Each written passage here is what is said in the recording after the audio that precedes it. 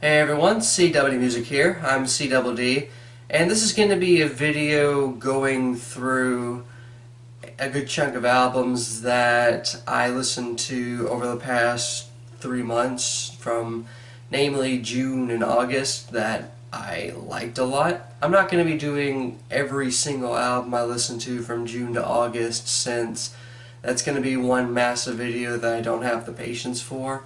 Add to that, these were albums that I was a lot more interested in hearing than the other albums that, I just did not really like a lot. Before I get to that though, I do want to apologize for the absence. I put myself through another hiatus of sorts, and I was going to do a video doing this update about what happened to the channel and what is going to be happening for the channel in the future, but it ended up being longer than it needed to be, and I just really didn't feel like uploading it. So that video is not going to see the light of day. So short answer, work, school, and the fact that the album Pure Comedy has kind of altered my worldview a little bit. I'm not going to go too deep into that since it's not going to be very interesting. So without further ado, I'm going to go ahead and go through, in chronological order, sort of, the albums that came out in June, July, and August that I liked a lot and will see as favorites of mine by the end of the year. So without further ado, let's get this show on the road. This was an album I mentioned in one of my previous weekly roundup videos, and the weekly roundups are probably going to come back, but that's a digression there. But SZA definitely has got my attention with this album. Since reviewing it a few months back, I saw it grow on me. I saw SZA's personality grow on me. Her vocal inflection has grown on me a lot. There's definitely quite a few strong tracks on this album, in that neo-soul, kinda jazzy, definitely a hip-hop edge to what it is SZA's doing. And if you're into that sort of thing, definitely check this album out, especially if you're a big supporter of Top Dog Entertainment. Again, another album I mentioned in a previous weekly roundup video, and this is definitely, once again, another grower for me, but for different reasons. He's not really doing anything too different from what he's done with Pink Floyd in the past, but listening to this album in the context of the current political climate we're living in definitely gets my attention a lot, and he definitely still can string together a lot of thought-provoking words and really good lyricism. Add to that, the instrumental compositions here are definitely still really good. He's definitely able to pull off that sort of classic Final Cut, Wall-ish sort of sound that is reminiscent of older Pink Floyd. So if you're looking for a progressive rock, sort of an art rock album, then you're definitely going to want to check this out, since this project is within that alley. If you're looking for protest music, if you're looking for an album that has like a socially conscious or politically conscious edge to it, then definitely look into this album. What decade do we live in where Jay-Z is putting out a great album? Holy shit. One of the main reasons I love this album is the fact that No ID, the producer, No ID, is all over this album. I mean, yeah, it's only like a 38-minute album, but why does it feel like a standard length hip-hop album to me? Why does it feel like that it's not even that short, while simultaneously I just want to keep going back to it? Of course, Jay-Z is also doing some really good rapping on this album. He definitely is being a little more conscious, he's being a little more witty, a little more abstract than previous projects, and that's something I never thought Jay-Z could pull through to make at this stage in his career. He talks about what's going on with the black community, he talks about black excellence, he talks about his current relationship with Beyonce and all that, and for sure he's apologetic about the cheating, and he's self-aware, and he's very self-critical of himself. He's also critical of the outside world and all that. just within the span of 10 tracks, he's able to keep me engaged with every word that comes out of his mouth, which is weird because this is Jay-Z. I mean, I like Jay-Z. I've always liked Jay-Z, but I never figured Jay-Z would put out something that's great again. Something that's on the level of the Blueprint or the Black Album. Some people don't like the Black Album, but I love the Black Album. So yeah, if you're looking for an album that has really good beats, definitely has a lot of charisma, and definitely has a lyrical backbone of all its own, then definitely check this thing out. If you're a long-time fan of Jay-Z, this is a no-brainer for you. Yeah, this was the album I said I was going to do a review of way back when, but the channel went into hiatus all of a sudden, and I just ended up not reviewing it. But here's pretty much a review of it. The album is fantastic. I am glad to live in a time where we have another Fleet Foxes album after like 6 years.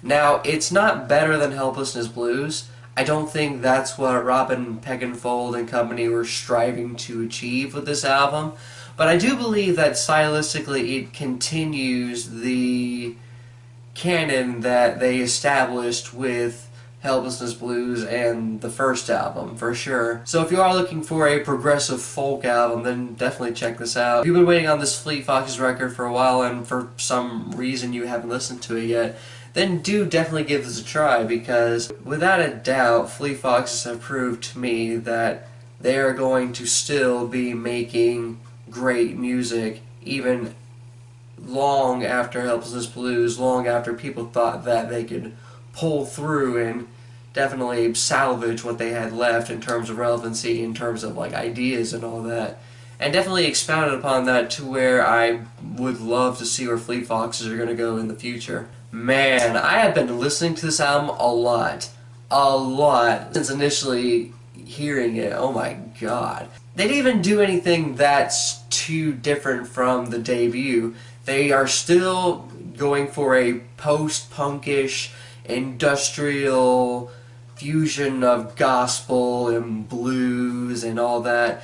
The sort of dystopian soul music that has been pinned to their name, but ever since they are making music. It's just really hard to describe what Algiers is, apart from obviously a protest band, obviously a soul, post-punk, experimental rock band.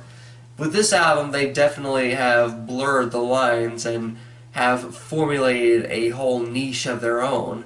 Whereas with the debut album, yeah, they were definitely on the right track, but you could still definitely tell that they were just, you know, a industrial soul thing, a no-wave gospel thing. Now they're just proving that only the sky is the limit when it comes to their stylistic experimentation.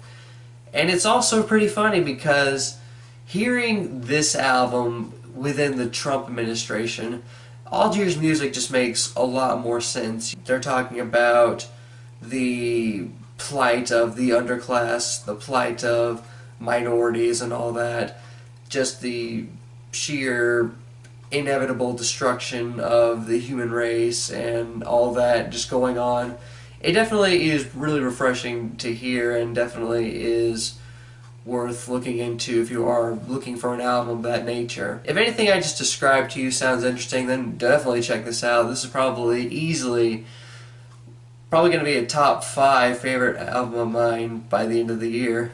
I was only interested in this thing because, ironically enough, even though I dislike these guys, Page 4 gave it Best New Music. So I was kind of interested in what it is they were doing and what seemed so interesting.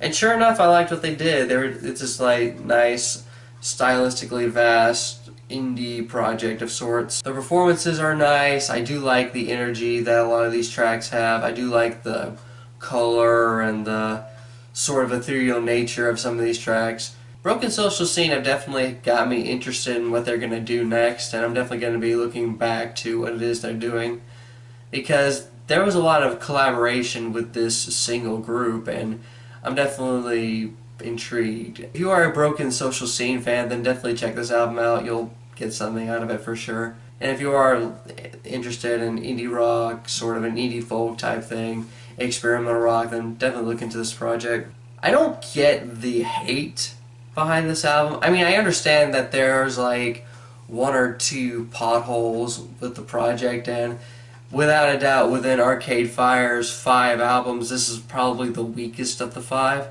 But that doesn't necessarily mean it's a bad album, in my opinion. In comparison to what they've put out in the past, yeah, I can definitely see why people are disappointed in it, but I'm technically not disappointed in it at all, since I still think the album is really good. This is pretty much a sort of departure from most everything Arcade Fire has ever done in the past, aside from the lyrical nuance, even though this concept that they have is definitely the most straightforward and least abstract that they've ever done. I think they're going for something more lively, danceable, and relatable of sorts, instead of trying to like hit the listener over the head with some kind of straight up abstract and dense poetry of sorts, like with albums like Funeral, Neon Bible, and The Suburbs. I found this album really enjoyable for the most part. I mean, yeah, there's like 2 or 3 tracks that I feel like that could have done without, plus the track Infinite Content. Both of them feel pretty brief, and I just feel like that they might be fillerish, but still, for the most part, I dug the album, and if you're an Arcade Fire fan, this should be a no-brainer for you. If you are looking for music that is of a dance variety, then definitely check this album out, because you have one half of Daft Punk with this album. If I remember correctly, you also have Geoff Barrow of Portishead on this album. They're definitely trying to channel more of an electronic edge than what they've done in the past, and I certainly like that a lot. Kind of going for what Radiohead did after OK Computer of sorts.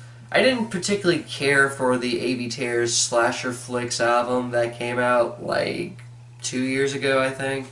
But this album I thought was really dense and really trippy and definitely really good. It's an hour long, and if you don't have the patience for an hour long of just straight up freak folkish, ambient, trippy, meditative, and ethereal music, then this might not be for you. But if that's something that you're into, and I'm certainly into it, especially the way Avey Tare and company have executed the album, then definitely look into it, because it's without a doubt a trip that you'll want to go through. I like the fact that Boris, 25 years into their existence, are still finding ways to keep their sound refreshing, dense, and still really good. I'm glad to live in a time where Boris are still around, and I'm glad to live in a time where I've caught Boris live. I don't know if I'm going to be catching them live come November, since that's a work day for me, but it's definitely, without a doubt, going to be interesting to see these particular tracks done live, because what Boris are doing isn't really anything new for them. But the thing I like about that is that I feel like Boris don't need to prove themselves anymore as like a titanic force in metal music. They can just do these things and still like deliver, because there's a lot of like doomish, sludgy moments that I like a lot. The album itself leans more on the side of a doom metal album, the way it's like slow and dense a lot of the time, and if that's something you're interested in, then look into that. If you're a longtime Boris fan, this is a no-brainer for you. Boris have definitely proved to me that they can still pull off these solid set of songs, even though they've been mostly prolific, mostly experimental over the course of the duration of their existence. And I'm definitely looking forward to what Boris is going to do next. Officially titled Scum Fuck Flower Boy, this is definitely Tyler the Creator's best project, without a doubt. Cherry Bomb was not really that memorable, and I feel like that Goblin and Wolf, while not bad albums, weren't really standing the test of time after a while. since that was riding off the hype of Odd Future. This project, though, without a doubt, is going to most likely stand the test of time. I do like how Tyler the Creator is going into a more focused, mature, and artistic lane with this project. The album itself feels more like a 48-minute long hip-hop piece that I like a lot, that is branching out into plenty of stylistic territory, but mostly within that soul, hip-hop, and kind of an acidic type style. And this is weird because this is Tyler the Creator. No one would have ever predicted that Tyler the Creator was going to put out something great, and I'm glad he did, because this is a big contender for Hip-Hop Album of the Year for me. So if you are a Tyler the Creator fan, this is a no-brainer for you. And even if you're not a Tyler the Creator fan, definitely check this album out. This is different than what he's done in the past, and he's getting a lot more personal, a lot more serious and mature with this album. Plus the beats are fantastic all throughout, and if you are into fantastic beats, which I hope you are, then check this out. I listened to this album yesterday, and I've been listening to it quite a bit since yesterday. This album was actually supposed to be slated for a September release, but they decided to go ahead and drop it within this month early on their Bandcamp, so I definitely put in my money for that. It was only $1, but you can donate more because all the proceeds for the album are going to go to charity, and I gave it $8, and it was an $8 well spent. Now, this isn't the magic, unfortunately, but it didn't need to be. The magic, as you know if you've watched my channel, I loved a lot last year. So yeah, DEERHOOF putting out another album this year is something I was going to be looking forward to. And what you pretty much get is something similar to the album La Isla Bonita. And there's features on this album which are really good. You got Xenia Rubinos on the album, and if you remember last year I reviewed her record and that was really good. And you got Matsuna Roberts, the saxophone spoken word extraordinaire that is on this album, and they fit like a glove on these tracks that they're on. If you are into DEERHOOF, this is a no-brainer for you. If you like noise rock, indie rock, experimental rock, this is a no-brainer for you. Definitely check this album out. You'll definitely get something out of it. I liked the previous War on Drugs album a lot. I actually can't fully remember the album title. Lost in a Dream? I feel like that's what it is. This one I thought was a lot better. I thought this was a lot more progressive, a lot more experimental than what they've done. I felt like that with this album they are channeling their more progressive and a lot more indulgent heartland rock, krautrock, ambient thing that they've expanded on since their previous album. It's definitely an album that I just really like getting lost in, just feeling like I can just kick back and just let myself just be encapsulated in. I like that we don't need Kurt Weill in the band anymore to be able to make the compositions as good as this, and I'm definitely pleased with that. And if anything I just described to you sounds interesting, then definitely check this out. It is an hour long, and again, if you don't have the patience for kind of ethereal but still pretty rewarding in the end music, then you might not want to give this a try, but definitely give this a try though if you're into like progressive songwriting, if you're into sort of Tom Petty and Eagles inspired and kind of Dylan inspired music. This album reminds me a little bit of Shields. Actually, it reminds me quite a bit of Shields, but since I liked Shields a lot, it's not really that big of a complaint for me. It might be for some people that are looking for Grizzly Bear to do something like straight up new and not familiar in the slightest, but if you are a Grizzly Bear fan, if you like Shields, and you'll definitely most likely like this album a lot, and I certainly do. I feel like that people that believe that no good rock bands came out after the 2000s, you know, if you're ignoring the Strokes, if you're ignoring Arcade Fire, if you're ignoring a lot of bands, never actually listened to Grizzly Bear, and they need to rectify that mistake immediately. And this album is without a doubt something that you need to look into if you're of that. Now, Grizzly do have better albums in their back catalog, but this album is definitely a good gateway album, along with Shields. Yes, a brand new album. It finally happened, and I love it. I love this album. Now, it's not better than albums like Deja and Tendu or The Devil and God Are Raging Inside of Me, but I do like this a lot more than Daisy, even though Daisy is still a really good album. The thing I like about this album is that, once again, they're putting out an album that does not sound like an album they put out previously. They're going for a more grungy, slintish vibe with how inconspicuous a good chunk of the tracks are. They're definitely channeling a different emo vibe with this album, a different pop punk and punk rock vibe with this album. The album's an hour long, and from what I understand, this is actually their longest album to date. And if this is the last brand new album, then I'm pleased to have heard this project during this time. You know, I'm glad to hear this quality of music being put into what is deemed the last brand new album. And if you are a fan of brand new, no-brainer, definitely a no-brainer. And if you are into sort of post-hardcore, if you are into emo, pop punk, alternative rock, then definitely check this album out. You'll like it a lot.